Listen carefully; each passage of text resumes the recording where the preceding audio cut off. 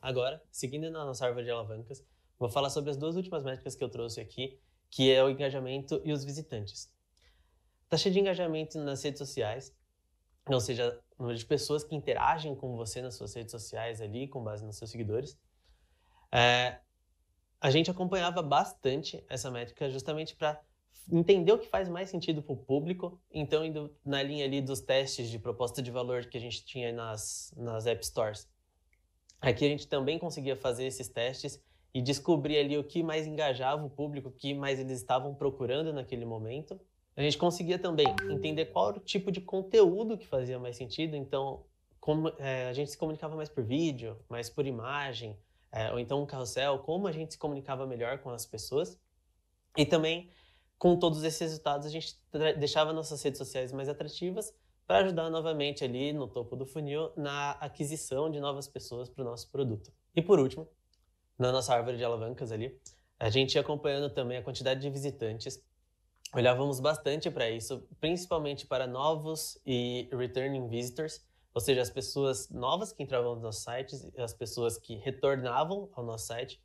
Lá na TechFit a gente já tinha uma audiência muito grande, então essa métrica era bem importante para a gente estar acompanhando no dia a dia, porque a gente entendia, primeiro, construção de marca com base nos returning visitors. A gente estava se tornando uma marca confiável para essas pessoas, elas estavam de fato voltando no nosso site para consumir informações e tendo a gente como uma base de informação que ela teria orgulho de compartilhar com alguma pessoa, por exemplo, e também para entender o impacto em novas audiências.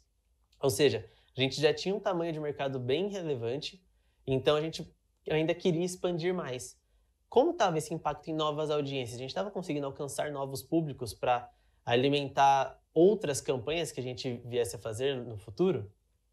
Então, eram perguntas que a gente fazia constantemente e acompanhar esse número era bem importante para respondê-las. Agora, só trazendo um disclaimer aqui, ao longo dessa aula, eu vou passar rapidamente só pelas etapas mais gerais do funil ali e o que elas significam, o que são essas etapas. Ali no topo do funil, a gente olha sempre para as pessoas que estão conhecendo o produto ainda, as pessoas que estão tendo um primeiro contato com o seu produto, com seu site, redes sociais. E a gente sempre traz essas pessoas através das redes sociais, site, blog, lives que a gente faz, coisas que chamem pessoas novas ou até mesmo as pessoas que já te acompanham para consumir seu conteúdo novamente. Aqui no meio de funil, são as pessoas que fizeram algum tipo de cadastro no seu site. Então, seja ali baixando um e-book, se inscrevendo numa live que você tinha uma página para inscrição, ou numa newsletter, desde as coisas mais simples até as coisas mais aprofundadas, contam ali como meio de funil. E, por último, no fundo de funil, são as pessoas que já estão perto, quase prontas ali para fazer uma compra para você, da sua empresa ou do seu produto. Aqui a gente pode considerar as pessoas que fizeram uma demonstração do seu produto com algum vendedor, ou então fizeram determinadas ações dentro do seu produto que mostram que essa pessoa está apta a realizar uma compra. Então, essa foi a árvore de alavancas que a gente olhava lá na TechFit. De forma mais geral, como eu falei lá no começo, é importante trazer aqui que isso não é uma regra. A gente vai depender do seu modelo de negócio, do contexto da sua empresa, da fase que a empresa está, justamente para você conseguir elencar as melhores métricas para você acompanhar no seu dia a dia e não ficar abarrotado de métricas para você até mesmo ficar perdido ali e não conseguir dar um passo ou não tomar ações por conta da grande quantidade de informações. Aqui eu trouxe uma tabela, mais para consulta futura mesmo, que traz algumas métricas mais comuns de acordo com o modelo de negócio. Então, seja ele e-commerce, freemium, marketplace ou assinatura. Depois vocês podem consultar, fazer o download dessa tabela, está aqui nos materiais complementares. Então, espero que esse case tenha ajudado você a entender um pouco mais sobre algumas métricas que o time de marketing olha também, a entender um pouco mais também de por que o marketing acaba toda hora olhando para métricas, é muito apressado, sempre que manda um briefing é para ontem, coisas do tipo.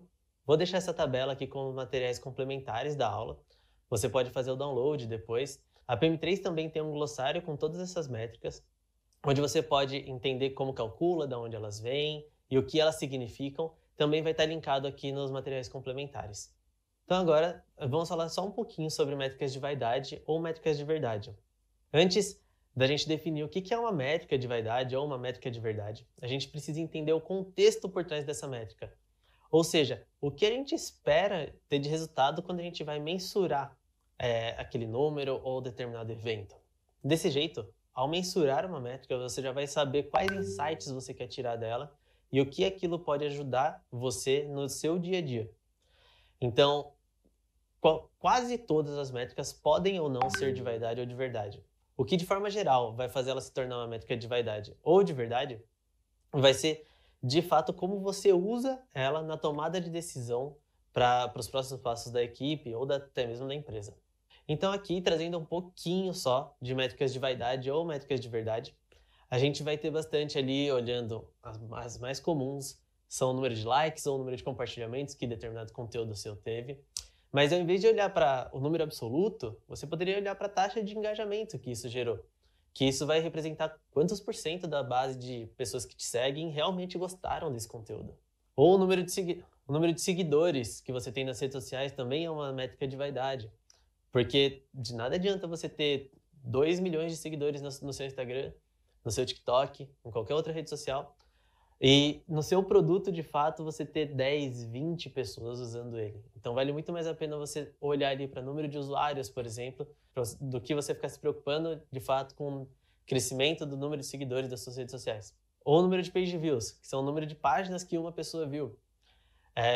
Pode vir um bot e ficar olhando várias páginas no seu site e esse número vai ser inflacionado. É muito melhor você olhar ali para a taxa de ativação do seu produto, por exemplo.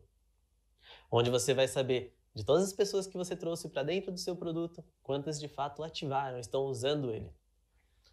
Ou então o número de downloads do aplicativo. Não importa você ter, novamente, 1 milhão de downloads do seu aplicativo, mas quantas pessoas estão usando o seu produto, quantas pessoas ativaram no seu produto. Ou a taxa de conversão geral. Quantas pessoas que entraram na loja de aplicativo converteram ali baixando o seu aplicativo. Isso vai te trazer muito mais insights, muito mais acionáveis do que você só olhar o número de downloads totais. Mas beleza, como definir o que é uma métrica de vaidade ou uma métrica de verdade? Você primeiro precisa entender o porquê você vai estar medindo essa métrica e como você vai usar ela no seu dia a dia. Uma dica muito boa que eu tento pensar sempre na hora de definir uma métrica é pensar em output e outcome. Output vai me dizer todos aqueles meios necessários para atingir os resultados que eu estou procurando. Ou seja, o output ele vai mensurar as entregas, quantidade de e-mails que eu mandei, por exemplo. Já outcomes vai mensurar justamente os resultados que essas entregas me trouxeram. Então, ao invés de eu olhar para o número de e-mails que eu mandei, eu vou olhar para quantas vendas ou qual a taxa de clique cada um desses e-mails me trouxe.